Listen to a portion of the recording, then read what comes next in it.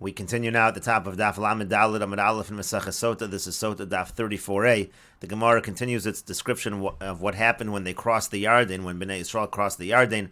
V'kevan shenitbelu raglei kohanim b'mayim, and when the feet of the kohanim, when they touched the water, chazru hamayim lachoreim, so the water went backwards. Shenemar, like the pasuk says, Uchavo nosei ha'aron ad Yarden v'gomer vayamdu hamayim hayordim milamala kamu neid echad. They rose up, the water rose up like a column. V'kama govan shalmayim, and the Gemara says, how high was this water? Shneim aser mil al shneim aser mil. It was 12 mil by 12 mil. Keneged Machanei Yisrael, corresponding to the size of the encampment of Klal Yisrael. Divrei Rabbi Yehuda. That's the opinion of Rabbi Yehuda. Amar lo Rabbi Elazar Rabbi Shimon. So Rabbi Elazar Rabbi Shimon, he responded to Rabbi Yehuda and he said as follows: Lidvarecha, according to your opinion, Adam kalo mayim kalam. Which one moves faster? Do the people move faster, or does the water move faster? Havayomer mayim kalam. It's clear that the water moves faster. So in Cain, so if so, boyin mayim v'shot v'nosen. So if it only rose up, this is what Rabbi Elazar Rabbi Shimon is responding to Rabbi Yehuda in the Brisa.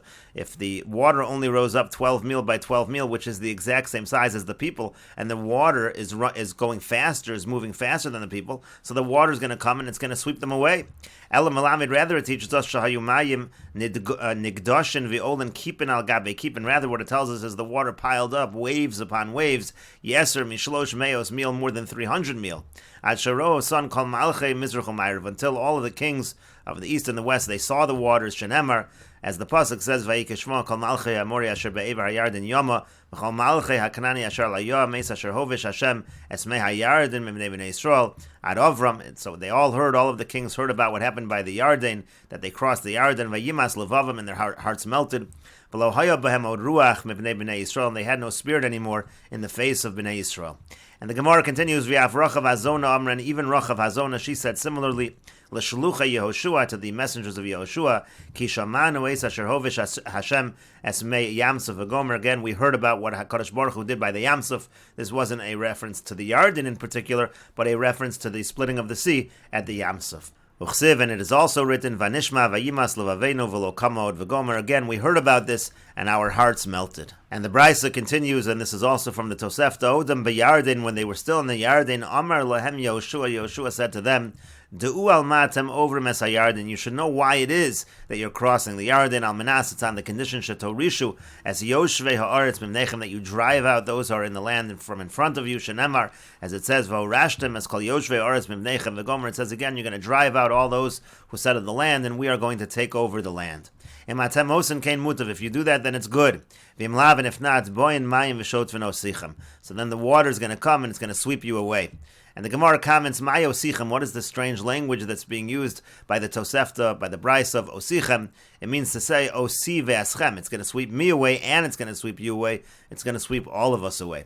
Odam b'Yarden, while they were still in the Yarden, Amar len Yehoshua said to them, Heirimu lachem yisheven achas al shichmo. Each person should take a stone on his shoulder, lemispar shiftei Yisrael v'gomer, according to the number of shvatim in Klal Yisrael. Ochsiv, and it's written, Lamantia zos os bekir bechem, that this should be, these stones should be like a sign for you.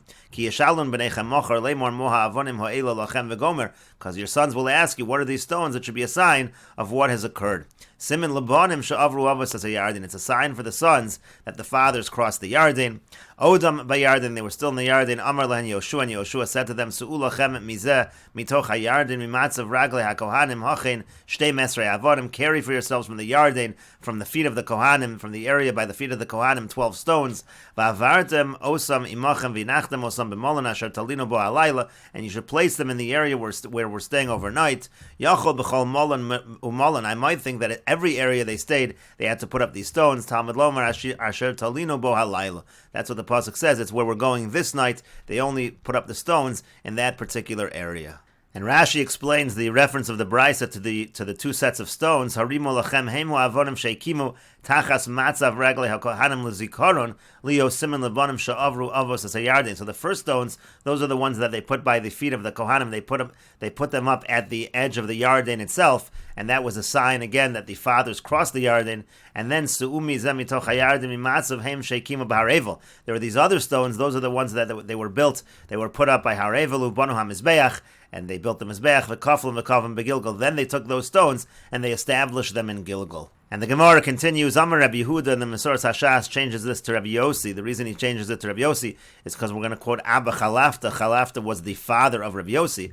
So Rabbi Yossi says, Abba Chalafta, my father Chalafta of Rabbi Eliezer ben Masya, and Rabbi Eliezer ben Masya, v'Chananya ben Chachinoi, and Chananya ben Chachinoi, Amdu al Osan Avonim, they stood by those stones, v'shiarum, and they measured them, Kolachas v'achas shkulim, ke'arboim sa. Every single stone, it weighed 40 sa. And the Gemara continues, Ugamiri, and we learned the Tu'una de Midli Yinish L'chasbe, that a load that a person can carry on his shoulders, Tilsa de Tu'una Habe, it's 1/3 of the load that a person can carry if he has assistance.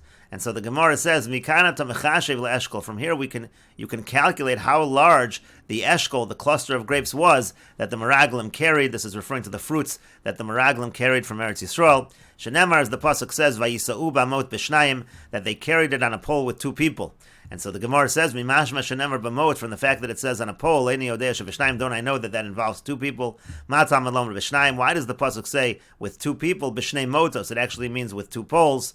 Amar Rabbi Yitzchak says, Tortani v'tortani, the tortani, what it really is a load and a load on top of that load. HaKetzad, how so? Shmona nasu eshkol, there were actually 8 people that carried the cluster of grapes. Rashi will explain there were 4 poles. Echad nasa rimon, v'echad nasa teina, then there was one of the Meraglim carried a pomegranate, one of the Meraglim carried a fig, and Yoshua v'Kalev lo nasu klum. Yoshua and Kalev, they did not carry anything. Some say they didn't carry anything because they were important. And others say, and other answers, that they didn't carry anything because they weren't involved in the bad plans of the Meraglim. Rashi says, Amar Rabbi Yitzchak, Tortani v'tortani, the tortani, Masui u'masui tachas masui. It was a burden and a burden under the burden. Shatachtonim esainas alyonim, the lower ones assisted the upper ones.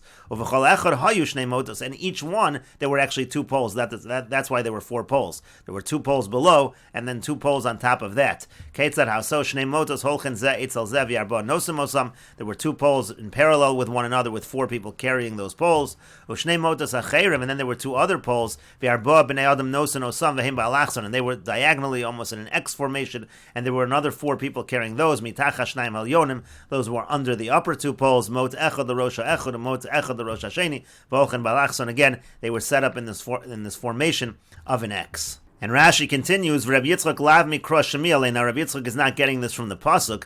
It's just obvious to Rabbi Yitzchak that the pomegranate and the fig, it's enough to have 2 people. Yoshua b'kalev lo nasu klum, and also Yoshua and Kalev didn't carry anything. So pashu lahu tamanya le'eshkol, so that leaves off 8 people to carry the cluster of grapes. Now, if not for the first medrash, which teaches us that it wasn't just 1 pole, then we wouldn't have known that it turns out to be 8 people carrying. Rather, we understand from there that it's 2 poles. And then Rabbi Yitzchak adds, it was actually 2 burdens, 2 carryings. Each one of them was 2 poles, so it was actually 4 poles. They weren't involved. Yoshua and Kalev weren't involved in this council to bring this kind of strange cluster. Because the Meraglim, they were bringing strange fruits. That was all for evil. They were